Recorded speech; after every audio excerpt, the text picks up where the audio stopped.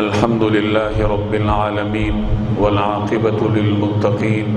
والصلاة والسلام على رسوله محمد وعلى آله وأصحابه أجمعين وعلى من تبعهم بإحسان إلى يوم الدين. أما بعد فأعوذ بالله من الشيطان الرجيم. بسم الله الرحمن الرحيم. يا أيها الذين آمنوا لا تقدموا بين يدي الله ورسوله واتقوا الله إن الله سميع عليم.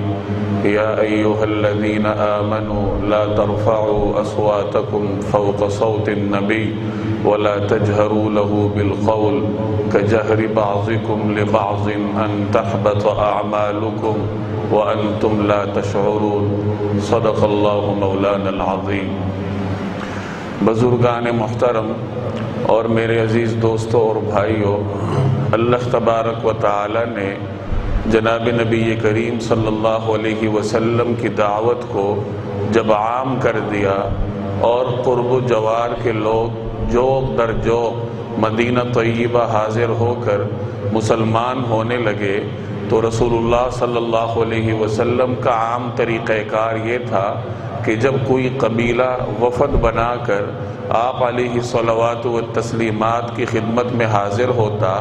اسلام قبول کرتا، تو نبی کریم صلی اللہ علیہ وسلم ان کا ایک امیر مقرر فرماتے جو ان کا سربراہ ہوتا اور کسی صحابی کو ان کے ساتھ روانہ کر دیتے تاکہ وہ صحابی ان کو جا کر اسلام کی تعلیمات سے روشناس کروائے.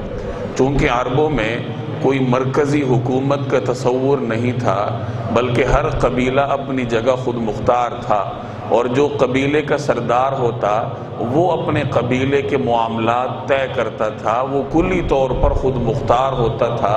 قبیلے کے اندر کے معاملات اور اپنے قبیلے کے دیگر قبیلوں کے ساتھ جو بیرونی تعلقات ہیں سردار اپنی مجلس میں ان کو طے کیا کرتا تھا. اس جزیرہ عرب پر کسی ایک شخص کی حکمرانی نہیں تھی بلکہ قبائلی سسٹم تھا. نبی کریم صلی اللہ علیہ وسلم کی دعوت جیسے جیسے عام ہوتی گئی اور لوگ قبائل پوری بستیاں پورے قبیلے جب مسلمان ہونا شروع ہو گئے تو جہاں وہ اسلام کی دعوت کو قبول کرتے تو ریاست مدینہ کی عملداری میں بھی وہ آ جایا کرتے تھے، اور نبی کریم صلی اللہ علیہ وسلم جو ان کا سردار مقرر کرتے وہ کچھ معاملات میں، کچھ اندرونی معاملات میں وہ خود مختار ہوتا اور کچھ معاملات میں وہ مرکز یعنی مدینہ منورہ کا پابند ہوا کرتا تھا. تو جب بنو تمیم کا قبیلہ حاضر ہوا، اب یہ بڑا قبیلہ تھا، فصاحت اور بلاغت میں بھی عربوں کے اندر اس کا نمایاں مقام تھا. جب اس قبیلے کے لوگ آئے تو اس قبیلے کی آمد کے ساتھ کئی احکامات منسلک ہیں. یہ جو دو آیات میں نے آپ کے سامنے تلاوت کی ہیں ان میں دو احکامات ہیں اور ان احکامات کی بنیاد یہی قبیلہ بنا. چنانچہ اس قبیلے کے لوگ جب آئے نبی کریم صلی اللہ علیہ وسلم سے ملاقات کے لیے تو عام طور پر صحابہ کرام کا یہ طریقہ تھا کہ ہر صحابی کو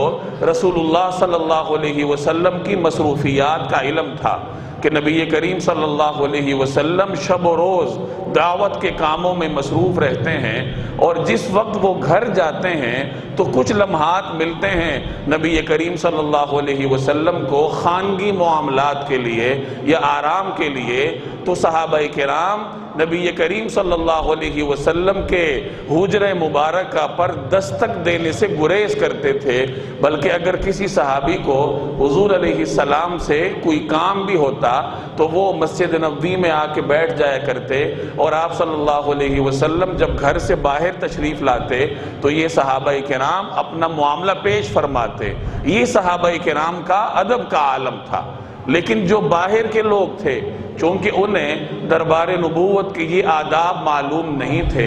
اور وہ شہری تہذیب اور تمدن سے بھی دور تھے، دیہات کے لوگ تھے، چنانچہ بعض اوقات وہ کوئی ایسا کام کر گزرتے تھے جو کہ دربار رسالت کے آداب کے خلاف ہوا کرتا تھا. چنانچہ یہ قبیلہ بنو تمیم کے لوگ جب آئے تو انہوں نے بجائے انتظار کرنے کے نبی کریم صلی اللہ علیہ وسلم کے حجرہ مبارک کے ارد گرد گردش کرنا شروع کر دی اور آوازیں لگانی شروع کر دی کہ یا محمد اخرج الینا، کہ اے محمد صلی اللہ علیہ وسلم باہر آئیے اور ہماری بات سنیے۔ یہاں ضمنی طور پر یہ میں عرض کر دوں کہ رسول اللہ صلی اللہ علیہ وسلم کی رہائش ان چھوٹے چھوٹے کوارٹرز میں ہوتی تھی جنہیں حجرات کہا جاتا ہے۔ قرآن کریم کی جس سورت کے آغاز کی یہ آیات میں نے تلاوت کی ہیں، اس کا نام ہی سورہ حجرات ہے۔ حجرے کا مطلب آپ کوارٹر سمجھ لیجئے، کوئی چھوٹا سا گھر جس میں ایک یا دو آدمی رہ سکیں۔ رسول اللہ صلی اللہ علیہ وسلم نے جب مسجد نبوی کی بنیاد رکھی تو مسجد نبوی کے ساتھ کچھ حجرے بھی آپ نے تعمیر فرمائے ازواج مطہرات کی رہائش کے لیے، اور یہ بعض حضرات نے ان حجروں کی پیمائش مختلف کتابوں میں درج کی ہے۔ چنانچہ کچھ حضرات فرماتے ہیں کہ یہ 10 گز چوڑائی میں ہوتے تھے، 10 ہاتھ، اور 10 ہاتھ ہی ان کی اونچائی ہوتی تھی۔ بہرحال چونکہ آج یہ حجرے موجود نہیں ہیں، یہ 91 ہجری میں یعنی نبی کریم صلی اللہ علیہ وسلم کے دنیا سے تشریف لے جانے کی تقریباً 80 سال کے بعد ولید بن عبد الملک کا زمانہ تھا جب ان حجروں کو گرایا گیا۔ تو یہ چھوٹے چھوٹے حجرے رسول اللہ صلی اللہ علیہ وسلم نے تعمیر فرمائے تھے اپنی رہائش کے لیے اور ازواج مطہرات کی رہائش کے لیے۔ جہاں نبی کریم صلی اللہ علیہ وسلم کی قبر انور ہے اور آپ کے ساتھ حضرات شیخین بھی ہیں، یہ عین حضرت عائشہ رضی اللہ تعالی عنہ کا حجرہ ہے، اور اس سے جنوب کی جانب، یہ یاد رکھیے کہ مسجد نبوی میں قبلہ جنوب کی جانب ہے، اور جنت البقیع قبرستان مسجد نبوی کے مشرقی جانب ہے۔ تو حضرت عائشہ رضی اللہ تعالی عنہ کے حجرے کے جنوبی جانب یعنی قبلے کی جانب حضرت حفصہ رضی اللہ تعالی عنہ کا حجرہ تھا، اور حضرت حفصہ اور حضرت عائشہ رضی اللہ تعالی عنہما کے حجروں کے درمیان ایک باریک سی گلی تھی۔ چنانچہ مورخین لکھتے ہیں کہ یہ دونوں ازواج مطہرات اپنے اپنے حجروں میں بیٹھ کر پردہ ہٹا کر آپس میں گفتگو بھی فرما لیا کرتی تھی، چونکہ تنگ سی گلی تھی۔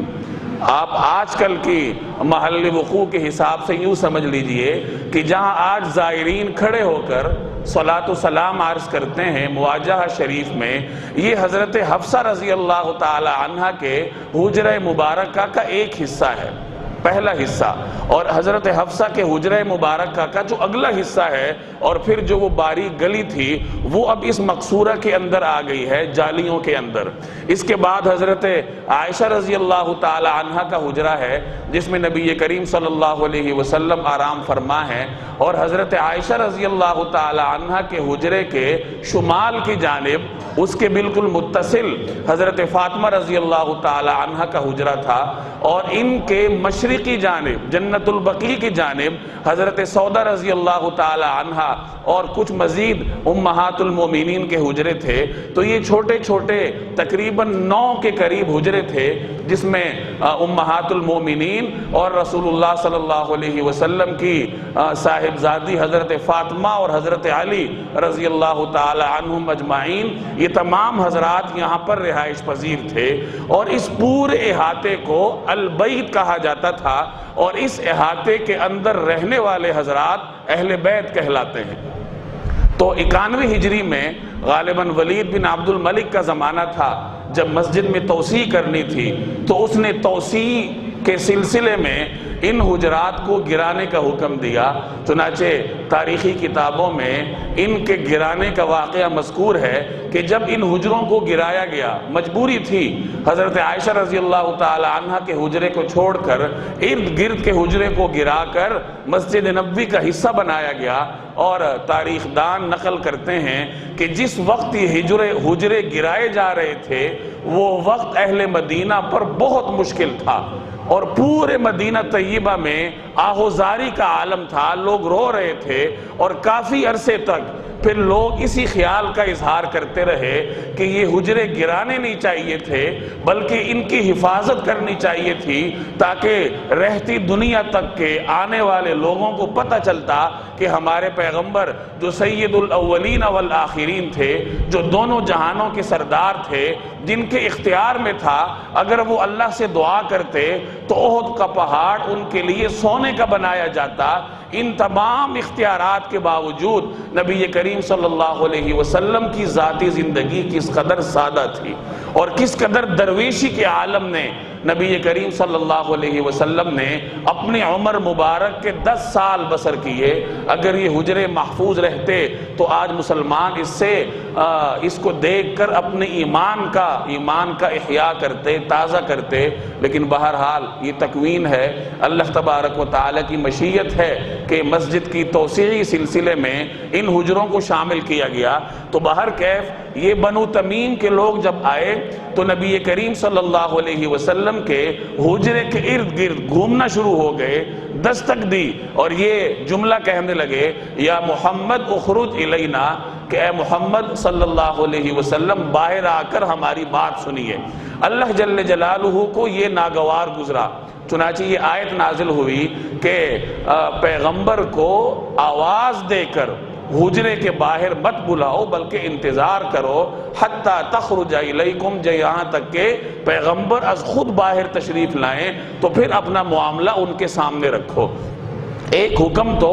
بنو تمیم کے لوگوں سے یہ وابستہ تھا کہ پیغمبر کو آواز دے کر باہر نہ بلاؤ، اور دوسرا جب یہ قبیلہ حاضر ہوا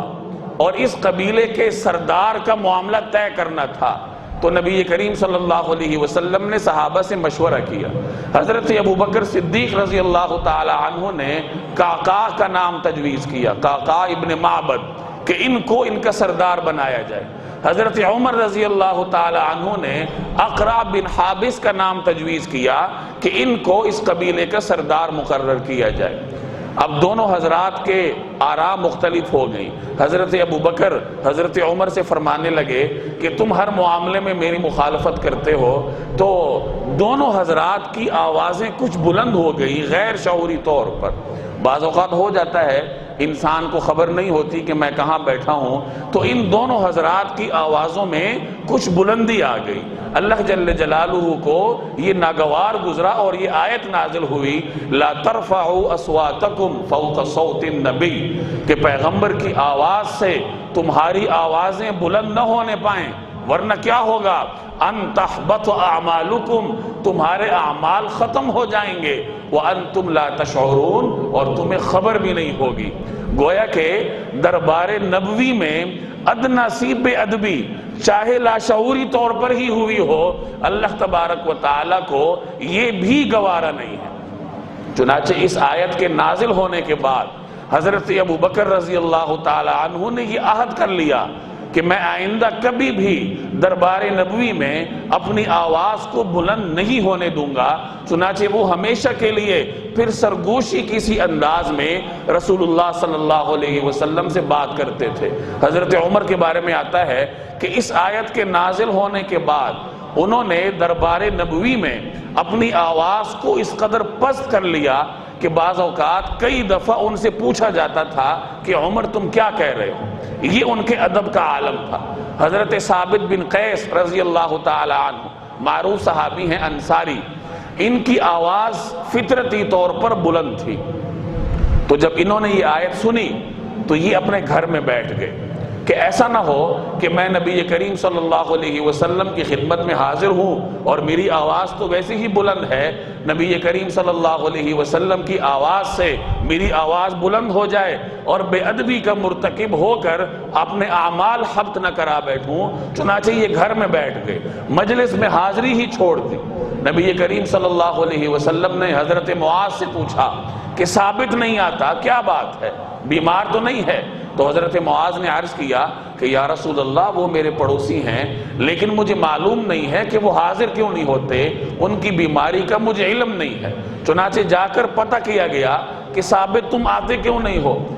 تو انہوں نے عرض کیا کہ میری آواز بلند ہے، اور اگر دربار نبوی میں جا کر میری آواز بلند ہو گئی تو میں تو منافق بن جاؤں گا۔ تو نفاق سے بچنے کے لیے بہتر یہی ہے کہ میں گھر میں بیٹھا رہوں۔ یہ صحابہ کے احتیاط کا عالم تھا۔ نبی کریم صلی اللہ علیہ وسلم کا دیدار یہ حضرات صحابہ کرام کو زندہ رکھنے کا ذریعہ تھا، لیکن ادب کا یہ عالم تھا کہ ادب کے تقاضے پورا کرنے کے لیے دیدار نبوی کو بھی قربان کرنا پڑا، تو انہوں نے ادب کو ترجیح دی کہ کہیں ایسا نہ ہو کہ میں بے ادبی کا مرتکب بن جاؤں۔ نبی کریم صلی اللہ علیہ وسلم کو جب یہ معاملہ بتایا گیا کہ ثابت تو اس وجہ سے نہیں آ رہے، تو آپ صلی اللہ علیہ وسلم نے فرمایا کہ ثابت کو آیت کی صحیح سمجھ نہیں آئی، وہ بے ادبی کرنے والے نہیں ہیں۔ حضرت ثابت بن قیس جب بعد میں حاضر ہوئے تو نبی کریم صلی اللہ علیہ وسلم نے ان سے فرمایا کہ اے ثابت، اے قیس کے بیٹے، کیا تمہیں یہ پسند نہیں کہ تم نیکی والی زندگی گزارو اور شہادت والی موت تمہیں ملے؟ بعد میں اللہ جل جلالہ نے رسول اللہ صلی اللہ علیہ وسلم کی ان دونوں پیشن گوئیوں کو پورا فرمایا۔ حضرت ثابت بن قیس نے بڑی قابل رشک زندگی بسر کی، اور حضرت ابوبکر صدیق رضی اللہ تعالی عنہ کے دور میں جب مسیلمہ کذاب کے خلاف صحابہ کرام جہاد میں مصروف تھے، اور یہ بڑا کھٹن مرحلہ تھا، 27,000 کے قریب صحابہ کرام اور لشکر کے حضرات اس جنگ میں شہید ہوئے تھے، جن میں 1200 یا 1700 صحابہ کرام حفاظ تھے، ان میں حضرت ثابت بن قیس بھی تھے۔ تو خیر یہ ادب کا مقام تھا حضرات صحابہ کرام کا۔ قرآن کریم نے جگہ جگہ صحابہ کرام کو رسول اللہ صلی اللہ علیہ وسلم کا ادب سکھایا۔ یہ تو طے شدہ بات ہے کہ ادب ایک ایسا معاملہ ہے جو انسان کو انسانوں کے مجمع میں ممتاز کرتا ہے۔ جیسے ریت کے ذروں میں اگر کوئی موتی کا ذرہ گر جائے تو وہ موتی دیگر ذرات سے نمایاں نظر آئے گا، اسی طریقے سے تہذیب اور شائستگی کا حامل انسان جو باادب اور مؤدب ہو وہ انسانوں کے مجمع میں نمایاں اور ممتاز نظر آتا ہے۔ آپ نے مشہور محاورہ سنا ہوگا، با ادب با نصیب، بے ادب بے نصیب۔ اللہ جل جلالہ اگر کسی کو انعامات سے نوازتے ہیں تو اس کے اندر موجود ادب کی وجہ سے اللہ جل جلالہ کی جانب سے انعامات کی بارش ہوتی ہے۔ اور شخصیت جتنی بڑی ہو، ذات جتنی بڑی ہو، ادب اتنا ہی زیادہ کرنا پڑتا ہے۔ نبی کریم صلی اللہ علیہ وسلم تو سید الاولین والآخرین ہیں، اس لیے دربار نبوی کے آداب بھی آداب میں سے سب سے زیادہ ہیں، اور اس کی نمایاں ہونے کا اندازہ آپ اس بات سے لگائیے کہ قرآن کریم میں خود اللہ جل جلالہ سکھاتا ہے کہ پیغمبر کی مجلس کے آداب کیا ہونے چاہیے۔ سورہ حجرات کی یہ ابتدائی آیات جو میں نے آپ کے سامنے تلاوت کی اور مختصر مفہوم بھی عرض کیا، تو ان میں اللہ تعالیٰ صحابہ کرام کو براہ راست اور مجھے اور آپ کو بالواسطہ ادب سکھا رہے کہ پیغمبر کی مجلس کے آداب کیا ہونے چاہیے۔ اور بھی مختلف آیات ہیں قرآن کریم کی۔ سورہ فتح کی آیت ہے لِتُؤْمِنُوا بِاللَّهِ وَرَسُولِهِ وَتُعَزِّرُوا وَتُوَقِّرُوا، تاکہ تم اس پیغمبر پر اور اللہ پر ایمان لاؤ اور پھر پیغمبر کی تعظیم کرو، اس کی عزت اور احترام میں کمی نہ آنے دو۔ فَالَّذِينَ آمَنُوا بِهِ وَعَزَّرُوهُ وَنَصَرُوهُ، اور وہ لوگ جو پیغمبر پہ ایمان لائے اور پھر انہوں نے اس کی تعظیم کی، آداب میں کمی نہ آنے دی۔ تو تعظیم نبوی یا دربار رسالت کا ادب اور احترام یہ قرآن کریم میں جگہ جگہ آپ کو ملے گا، اور صحابہ کرام نے ادب کا حق ادا کر دیا۔ حضرت عمر بن عاص رضی اللہ تعالی عنہ جلیل القدر صحابی ہیں، یہ خود فرماتے ہیں کہ میں ایک طویل عرصہ حضور علیہ السلام کی مجلس میں موجود رہا، لیکن آپ کے اجلال اور تکریم کی وجہ سے میری ہمت نہیں پڑی کہ میں نظریں اٹھا کے نبی کریم صلی اللہ علیہ وسلم کے جمال کا ملاحظہ کر سکوں۔ چنانچہ آج اگر کوئی مجھ سے یعنی عمر بن عاص سے نبی کریم صلی اللہ علیہ وسلم کا حلیہ پوچھے کہ حضور علیہ السلام کا حلیہ بیان کرو، تو شاید میں بیان نہ کر سکوں، کیونکہ میں نے نظر بھر کر حضور علیہ السلام کا دیدار ہی نہیں کیا۔ یہ صحابہ کرام کے ادب کا عالم تھا۔ ایک اور صحابی فرماتے ہیں کہ ایک مرتبہ ایک صحابی کا انتقال ہوا، جنازہ ہوا، تدفین کے لیے ہم قبرستان گئے، نبی کریم صلی اللہ علیہ وسلم تشریف فرما ہوئے، لحد بننے میں کچھ دیر باقی تھی تو آپ صلی اللہ علیہ وسلم انتظار کے لیے تشریف فرما ہوئے، صحابہ کرام ارد گرد بیٹھے۔ اب یہ نقل کرنے والے صحابی کہتے ہیں کہ ہم نبی کریم صلی اللہ علیہ وسلم کے ارد گرد ایسے بیٹھے گویا کہ ہمارے سروں پر پرندے بیٹھے ہوں، یعنی ہم اس قدر ساکن تھے، اس قدر خاموش تھے کہ اگر پرندے بھی ہمارے سروں پر بیٹھتے تو وہ ہمیں درخت سمجھ لیتے حرکت نہ ہونے کی وجہ سے۔ یہ ادب اور احترام تھا صحابہ کرام کے اندر، اور یاد رکھیے یہ ادب اور احترام آج بھی ہے۔ جیسے قرآن کریم میں نبی کریم صلی اللہ علیہ وسلم کی مجلس میں حاضری کے آداب بیان کیے گئے، تو آج بھی اگر کوئی شخص مسجد نبوی میں حاضر ہوتا ہے اور بالخصوص مواجہہ شریف پر جا کر سلام عرض کرتا ہے تو یہ تمام آداب اس پر لاگو ہوں گے، اور اگر وہ ان میں سے کسی ایک ادب کی خلاف ورزی کا مرتکب ہوتا ہے تو پھر یہ آیت یاد کر لے کہ ان تحبط اعمالکم، کہ تمہارے اعمال ہی کہیں ختم نہ ہو جائیں، وانتم لا تشعرون، اور تمہیں خبر بھی نہیں ہوگی۔ چنانچہ وہاں آواز نکالنا تو دور کی بات ہے، سانس کی بھی آواز نہیں آنی چاہیے حاضری کے وقت، اور آدمی ندامت اور شرمساری کے عالم میں نبی کریم صلی اللہ علیہ وسلم کی خدمت میں پیش ہو۔ جو اہل معرفت لوگ ہیں وہ اپنے گناہوں کو اپنے سامنے رکھتے ہوئے نبی کریم صلی اللہ علیہ وسلم کے بالکل سامنے مواجہہ شریف پر آتے ہی نہیں ہیں۔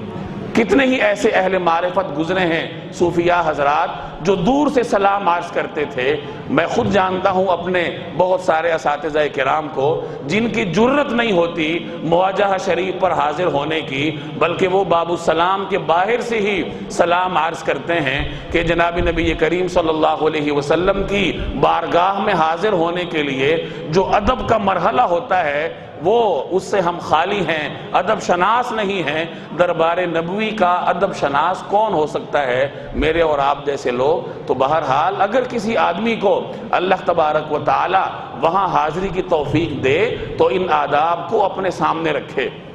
آج کل عجیب و غریب صورتحال ہے، لوگ اپنے موبائل اٹھائے پھرتے ہیں، کیمرے اٹھائے پھرتے ہیں۔ ایسے بھی لوگ ہیں جو مواجہہ شریف کی لائن میں لگتے ہوئے اپنے موبائل میں لائیو کا بٹن دبا دیتے ہیں اور گھر والے یہاں سے دیکھتے ہیں۔ یہ ایسے اعمال ہیں جو کہ اس کا عمل ہی حبط کر دیں گے۔ یاد رکھیے حرمین شریفین میں سے حرم مکی میں اگر کوئی آدمی بے ادبی کا مرتکب ہو جائے تو اس کا معاملہ اللہ کے ساتھ ہے، اللہ تبارک و تعالی معاف بھی فرما دیں گے۔ لیکن حرم مدنی میں اگر کوئی آدمی بے ادبی کا مرتکب ہوتا ہے تو یہاں معاملہ رسول اللہ صلی اللہ علیہ وسلم کے ساتھ ہے۔ اور یاد رکھیے اللہ جل جلالہ اپنے معاملے میں بے ادبی کو گوارا کر لیتا ہے، لیکن اپنے حبیب کے معاملے میں ادنا سی بے ادبی بھی گوارا نہیں ہے۔ ابو بکر صدیق اور عمر فاروق جیسے لوگ جب لاشعوری طور پر ان کی آوازیں بلند ہوئی، جیسے تفصیل سے واقعہ میں نے آپ کو سنایا، تو اللہ جل جلالہ کو صحابہ کرام کے ان دو بزرگ ہستیوں کی بلند آواز بھی گوارا نہ ہوئی، اور فوراً آیت نازل ہوئی جس میں ان کو ڈرایا گیا کہ کہیں تمہارے اعمال ہی ختم نہ ہو جائیں تو پھر میں اور آپ کس کھیت کی مولی ہیں۔ تو یاد رکھیے جس آدمی کو اللہ جل جلالہ یہ عظیم سعادت دے کہ وہ حرم مدنی میں حاضری کی لذت سے سرشار ہو، تو سب سے جو بنیادی چیز ہے وہ ادب ہے۔ جتنا وہ ادب کر لے گا اسی قدر وہ باسعادت ہوگا، اور ادب میں ادنا سی کمی بھی اس آدمی کو ذلت کی کھائیوں میں گرا سکتی ہے۔ وہاں جا کر جو بنیادی کام ہے وہ نبی کریم صلی اللہ علیہ وسلم کی خدمت میں سلام کے ساتھ دعا کی درخواست ہے۔ قرآن کریم کی یہ آیت آپ نے سنی ہوگی، وَلَوْ أَنَّهُمْ إِذْ ظَلَمُوا أَنفُسَهُمْ، کہ جب یہ لوگ اپنی جانوں پر ظلم کر بیٹھیں، گناہ کر بیٹھیں، جَاءُوكَ يَسْتَغْفِرُ اللَّهُ، اور پھر یہ لوگ آپ کے پاس آئیں، یعنی پیغمبر کے پاس آئیں، اللہ سے استغفار کریں، واستغفر لهم الرسول، اور پیغمبر بھی ان کے لیے استغفار کریں، لوجدوا اللہ توابا رحیما، تو پیغمبر کے استغفار اور دعا کی برکت سے وہ اللہ تبارک و تعالیٰ کو رحیم اور کریم پائیں گے۔ گویا کہ نبی کریم صلی اللہ علیہ وسلم جب تک اس ظاہری دنیا میں تشریف فرما تھے اور کوئی گناہگار آپ کے پاس حاضر ہو کر آپ سے دعا کی درخواست کرتا اور حضور علیہ السلام اس کے لیے دعا فرماتے، تو یہ آیت خوشخبری دیتی ہے کہ اللہ تبارک و تعالیٰ اس بندے کے گناہوں کو معاف فرما دیتے ہیں۔ اور مفسرین فرماتے ہیں کہ اس آیت کا تعلق آج کے اس زمانے سے بھی ہے، اور قیامت تک کے آنے والے زمانے تک یہی حکم ہے کہ اگر کوئی آدمی جاتا ہے، روضہ رسول پر حاضری دیتا ہے اور سلام کے ساتھ دعا کی درخواست کرتا ہے رسول اللہ صلی اللہ علیہ وسلم سے، تو یقیناً اللہ تبارک و تعالیٰ اس کے گناہوں کو معاف فرما دیں گے۔ ابن کثیر رحمہ اللہ سمیت مختلف مفسرین اور مورخین نے ایک معروف واقعہ لکھا ہے۔ امام عتبی رحمہ اللہ، یہ مشہور امام گزرے ہیں، یہ فرماتے ہیں کہ میں روضہ رسول پر حاضر تھا مواجہہ شریف پر، اتنے میں ایک دیہاتی آتا ہے اور اس نے عجیب انداز سے دعا اور استغفار کی درخواست کی۔ چنانچہ وہ عرض کرتا ہے، السلام علیکہ یا رسول اللہ یا اکرم خلق اللہ، السلام علیکہ یا حبیبی یا من قال اللہ فیہ ولو انہم اذ ظلموا انفسہم جاؤک یستغفر اللہ واستغفر لهم الرسول لوجدوا اللہ توابا رحیما وہا انا قد اصبت ذنبا وَأَتَيْتُكَ مُسْتَغْفِرَ اللَّهِ فَاسْتَغْفِرْ لِي یا رسول اللہ۔ وہ سلام عرض کرتا ہے کہ اے اللہ کے پیغمبر، اے مخلوق میں سب سے معزز ذات، اے میرے حبیب، اے وہ شخصیت جس کے بارے میں اللہ تبارک و تعالیٰ نے یہ فرمایا ہے، آیت کا مفہوم کہ اگر کوئی آدمی گناہ کر کے آپ کے پاس آتا ہے، آپ سے استغفار کا طالب ہوتا ہے اور خود بھی اللہ سے استغفار کرتا ہے، تو وہ اللہ تبارک و تعالیٰ کو رحیم و کریم پائے گا۔ تو میں گناہ کر چکا ہوں اور آپ کے پاس استغفار کے سلسلے میں حاضر ہوا ہوں، فاستغفر لی یا رسول اللہ، تو اے اللہ کے رسول میرے لیے استغفار فرمائی۔ عتبی فرماتے ہیں کہ اس شخص نے ان کلمات کے ساتھ دعا کی درخواست کی اور چلا گیا، تو مجھے تھوڑی دیر کے لیے اونگ آئی اور میں نے خواب میں دیکھا کہ نبی کریم صلی اللہ علیہ وسلم تشریف لائے اور مجھے فرمانے لگے کہ عتبی اس شخص کو جا کر کہو کہ تمہارے گناہوں کو اللہ تبارک و تعالیٰ نے معاف کر دیا۔ تو عتبی فرماتے ہیں میں جلدی سے گیا اور میں نے جا کر اس کو یہ خوشخبری سنائی کہ تمہارے گناہ اللہ نے معاف کر دیے ہیں۔ تو اس نے فی البدیع کچھ اشعار کہے، اس نے کہا کہ نفسی فدا لقبر انت ساکنہ فیہ العفاف وفیہ الجود والکرم۔ دو اشعار اس نے کہے، یہ اگلا مصرع ہے کہ میری جان فدا ہو اس قبر پر جس میں آپ تشریف فرما ہیں، وفیہ العفاف وفیہ الجود والکرم، اور آپ کی عفت، آپ کا جود، سخاوت اور آپ کی کرامت اور عزت بھی آپ صلی اللہ علیہ وسلم کے ساتھ یہاں موجود ہے۔ چنانچہ اس کے اشعار کو اللہ جل جلالہ نے اتنی منزلت عطا فرمائی کہ آج بھی روضہ رسول کے دونوں جانب جو ستون ہیں، اگر آپ بغور ان کو دیکھیں گے تو یہ اشعار آپ کو نظر آئیں گے۔ یا خیر من دفنت بالقاع اعظمہ فطاب من طیبہن القاع والاکم، نفسی فدا لقبر انت ساکنہ فیہ العفاف وفیہ الجود والکرم۔ یہ اس کے مکمل اشعار تھے۔ تو یہ میرے اور آپ کے لیے ان واقعات میں ایک درس ہے کہ جس شخص کو اللہ تبارک و تعالی مدینہ طیبہ میں حاضری کا شرف عطا فرمائے، تو سب سے زیادہ جو کرنے کا کام ہے وہ ادب ہے کہ ادب میں کمی نہ ہو، اور دوسرے نمبر پر نبی کریم صلی اللہ علیہ وسلم کی خدمت میں حاضر ہو کر دعا اور استغفار کی درخواست کرے تو یقیناً اللہ تبارک و تعالی اس کو مالا مال فرمائیں گے۔ اللہ جل جلالہ مجھے اور آپ کو یہ سعادت بار بار نصیب فرمائے۔ وما علینا الا البلاغ المبین۔